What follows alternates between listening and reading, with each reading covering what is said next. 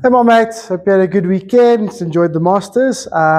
Shame, I know your Masters Madness team let you down a bit, but hope you still enjoyed it and watched and obviously picked up on stuff that we're working on, etc., etc. And obviously, the Masters is just it's always the best. Anyway, in terms of practice and the videos and stuff, okay, obviously starting to look really, really good. Shut and hold drill is just working beautifully. All right, we're going to make a couple of little adjustments here. All right, so first thing is when we're keeping it shut. Okay, so remember first couple of months how much takeaway work we did. That takes care of your takeaway so much. Okay, it takes care of any right elbow move, getting across the line, all that type of stuff, all looking good. Obviously no cup wrist, so it's all looking great. So what we want to do is the little adjustments we want to make. Okay, this week, shut and hold drill is just looking a little bit sloppy up there. Okay, so make sure when you shut, okay, it's nice and neat and strong, nothing's moving. Okay, so that's the one little adjustment you need to make. That's all the clubs. All right, and then what we're going to do here, we're going to call it, instead of shut and hold, you know, obviously we had said to you it's called shut and clear. Okay, now we're going to call it shut and separate. So we're going to shut and we're going to try and separate lower and upper body. All right, now, if you need to at first do it in 3 moves, that's okay. All right, but what I mean by that is shut there, nice and strong, okay? Then separate the hips. Your arms will get pulled down a little bit from there, okay? So don't worry too much. And then hit. So more like a, okay, shut it there, separate, hit.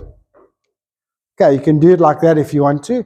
Okay, but basically for you, it's really looking good, but the bad one, or the one we don't want yet, is still, but you can see it's still happening there, so you're still hitting some good shots, even when it's not perfectly sequenced, because that thing is trying and is working. But obviously from there, we're still trying to get a little bit more of that before we can swing down with our torso, arms, and club. All right, so a little bit less shut and hold, or for you it was shut and clear, and now we're going to sort of shut and separate. So really try and separate. Okay, so it's going to dial into drill number 2, right?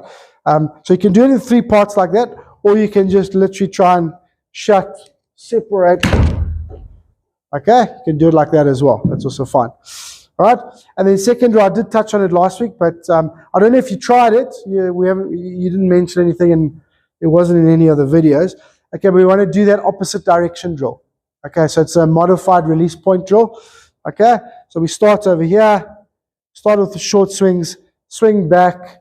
Okay, as you get here, keep going, but the hips go in the opposite direction. Okay, so just keep the posture, opposite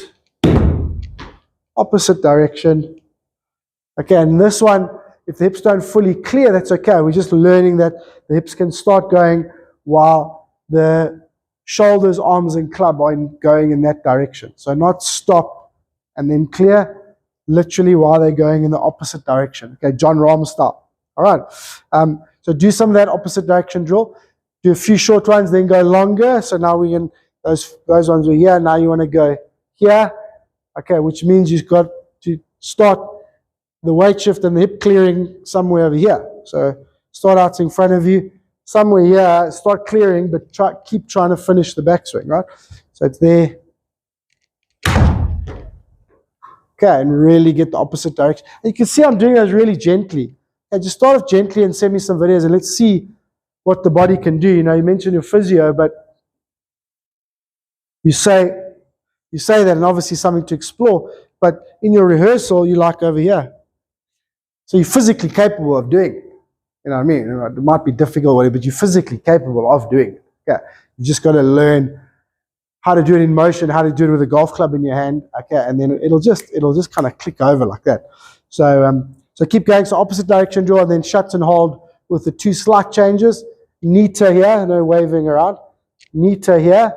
Okay, and then it's shut and separate. That's what we're going to do. Yeah, and then obviously your normal ones in between. Right?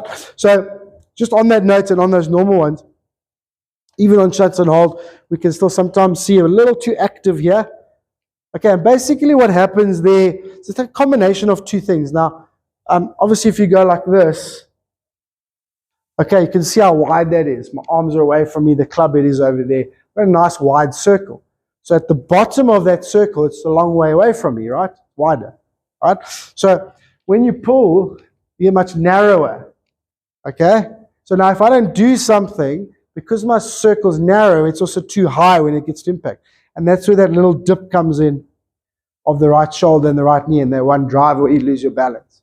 That's because you've narrowed the swing circle. You've now got to make an alteration to go and hit the golf ball. Otherwise, you're going to essentially top or thin it.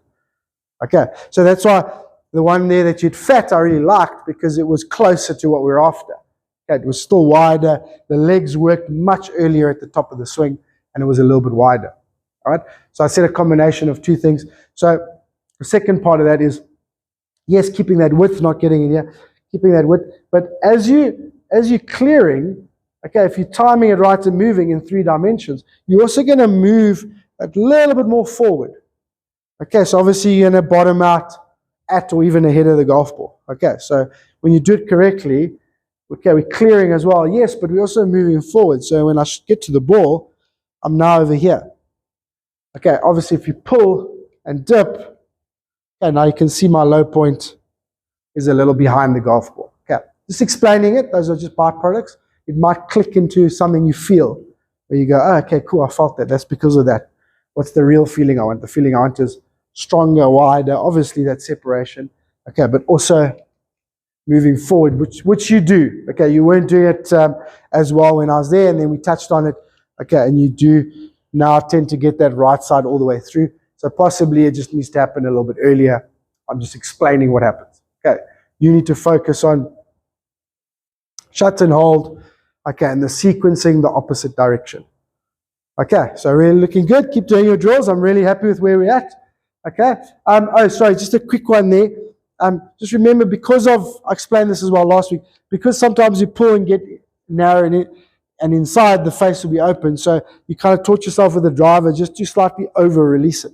So there is one, the second driver I really liked, even better than the first. And you were like, it looked like it started straight or leftish and probably ducked a little bit. Not badly, excuse me, but a little bit. So it was kind of maybe a little bit low and a little bit left.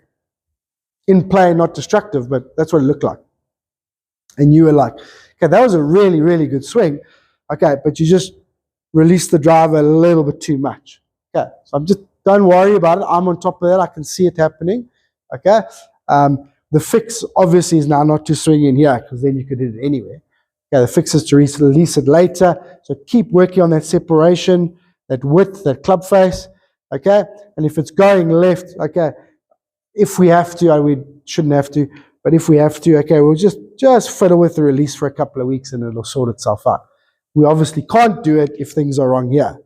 So here, correct release, and that ball's going off the planet. Okay, so just explaining a couple of things.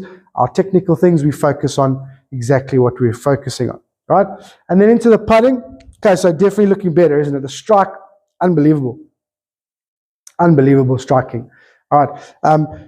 The first sort of 3 in that round are really good, nice and compact, beautiful strikes, lovely follow-throughs. Okay, and then we just started all of a sudden start getting a little bit wavy, one with recoil, and then obviously the last one way too long.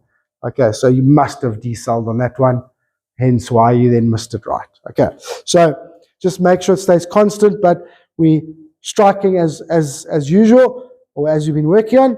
Okay, but then just, especially the shorter ones, really stick and hold the follow-through. Okay, so keep working on the same things, but I just want you to do a couple of rounds around that 6 foot mark, maybe even 5 and 4 foot as well, where you're hitting them and you're listening. So don't look. Okay, so hit the putt, just stick the follow through, make sure you strike it correctly. Okay, just listen and really hold that nice and solid there, and just listen for that sound of that ball dropping in the hole. Okay, otherwise I like where it is. Keep doing your long putt drill, and obviously slightly improve on it as we go, but it's already showing results, so I'm very happy. And let me know if you need anything. Thank you, my mate. Talk to you later.